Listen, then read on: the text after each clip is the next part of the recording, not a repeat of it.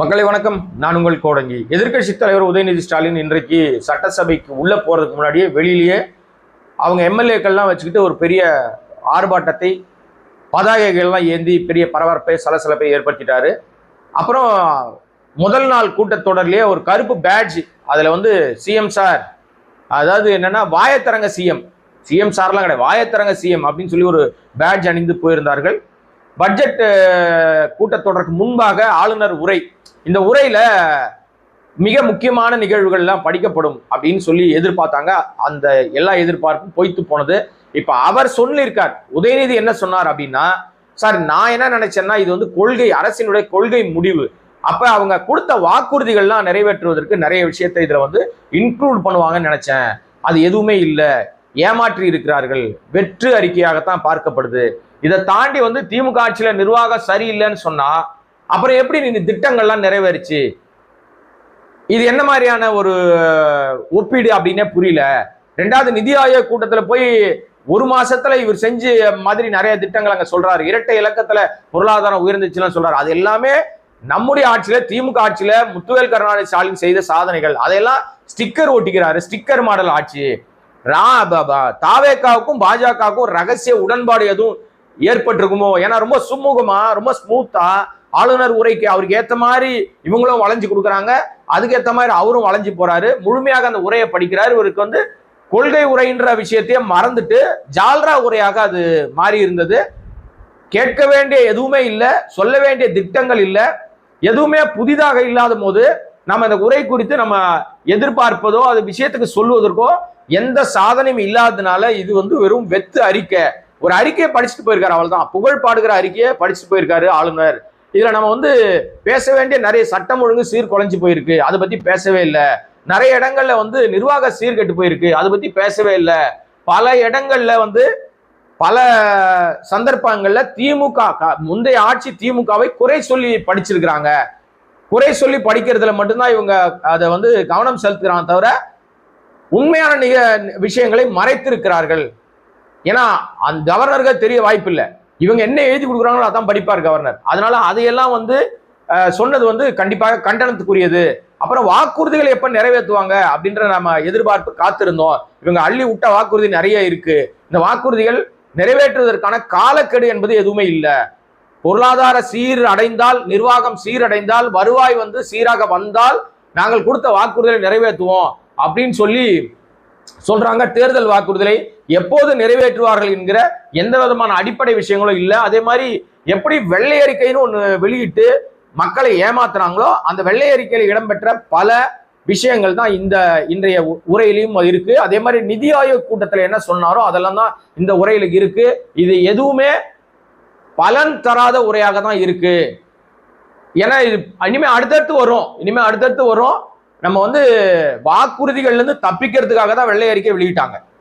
காசு இல்ல, கஜானா காலி இதெல்லாம் சொன்னாங்க இல்லையா, அதுல இருந்து தப்பிக்கிறதுக்கு தான் இந்த விஷயத்த சொன்னாங்க. அதை தாண்டி அதுல சொன்னதை மீண்டும் ஒரு முறை உறுதிப்படுத்திருக்காங்க. ஆமா காசு இல்லைங்க, அதனால நாங்க கொடுத்த வாக்குறுதியெல்லாம் உடனடியாக நாங்க எதுவுமே பண்ண முடியாது, எங்களுக்கு எப்ப நிதி ஆதாரம் உறுதிப்படுமோ அப்பதான் நம்ம பண்ண முடியும்.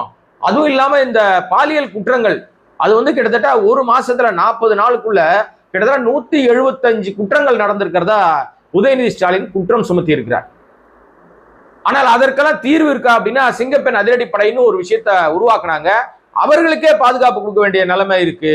ஏன்னா வந்து முதல்லலாம் பெண்கள் கிட்ட இருந்து காப்பாத்துறது நாங்க வந்தா காப்பாத்துவோம்னு சொன்னாங்க. இப்போ தாவேக்கா கிட்ட இருந்து பெண்களை காப்பாத்துறதே பெரிய வேலையா இருக்கு. ஏன்னா குற்ற நிகழ்வுகள்ல ஈடுபடுகிறவர் பெரும்பாலானோர் தாவேக்காவை சேர்ந்தவர்கள் அப்படின்ற ஒரு விஷயத்தையும் உதயநிதி போட்டு பொழந்திருக்காரு. அது மட்டும் இல்லாம என்னெல்லாம் பேசுறாரோ சோசப் விஜய் முதலமைச்சர், அவர் வந்து கண்ணாடி பார்த்து பேசிட்டு இருக்காருங்க அப்படின்னு போற போக்குல அடிச்சு விட்டுருக்காரு. அது என்னங்க கண்ணாடி பார்த்து பேசுறதுன்னா, கண்ணாடி பார்த்து பேசுனா கண்ணாடியில் என்ன தெரியும்?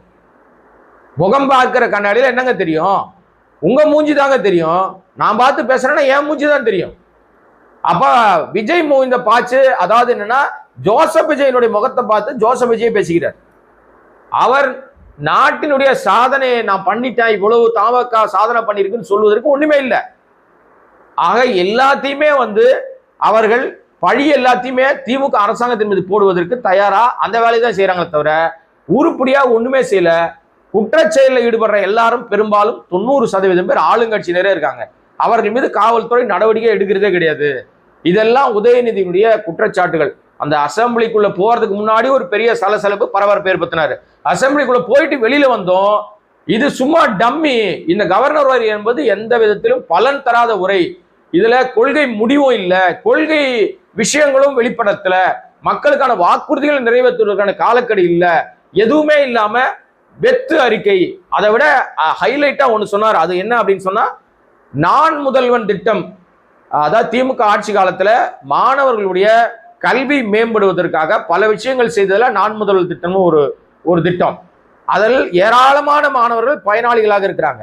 அதுல படிச்சவங்களுக்கு தெரியும் எவ்வளவு தூரம் அதுல நமக்கு வந்து ஒரு மிகப்பெரிய விஷயமாக கிடைச்சது அந்த நான் முதல் திட்டம். அந்த திட்டத்தை இந்த தாவேக அரசாங்கம் அழித்து கட்டிவிட்டு, ஒழித்து கட்டிவிட்டு, அதனுடைய சாதனைகளை காலி பண்ணிட்டு, அந்த சாதனைகளாக ஏற்கனவே பதியப்பட்டிருந்த புகைப்படங்கள், அதோட தகவல்கள், அது எல்லாத்தையும் நீக்குகிற வேலையை இந்த தாவேக அரசாங்கம் கீழ்த்தரமாக செய்கிறது அப்படின்னு ஒரு குற்றச்சாட்டை வச்சிருக்காரு.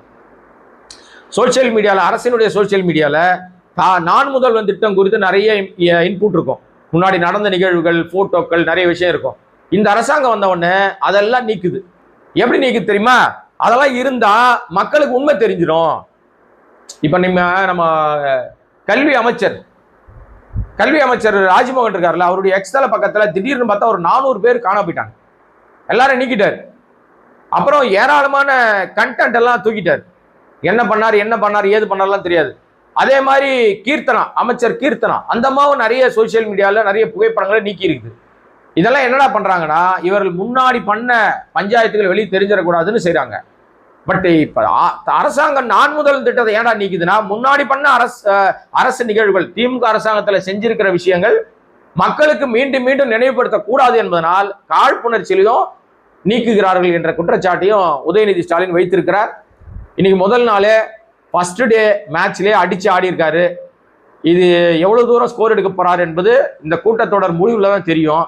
நாளைக்கு தான் இன்ட்ரெஸ்டிங்லாம் இருக்கும். ஏன்னா இன்னைக்கு இதோட முடிஞ்சு போச்சு சட்டமன்ற கூட்டத்தொடர். அதாவது கூட்டத்தொடர் இன்னைக்கு முதல் நாள் கூட்டம் முடிஞ்சிருச்சு.